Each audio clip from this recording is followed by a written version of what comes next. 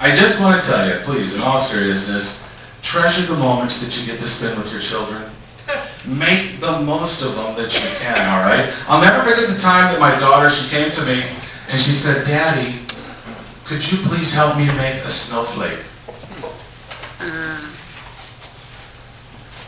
Well, it was kind of a long day for myself. I didn't feel like arts and crafts, so I gave it a tear, and I gave it another tear, and I said, here, honey, here's 4.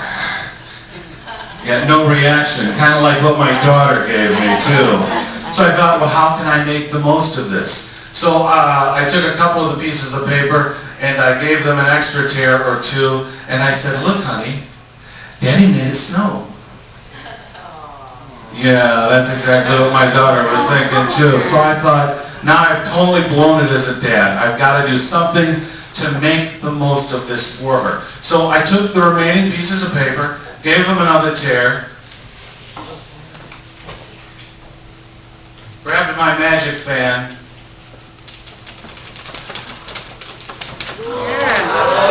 and I said, here you go, honey. Here's a whole snowstorm for you. My name is Copland, that is my time.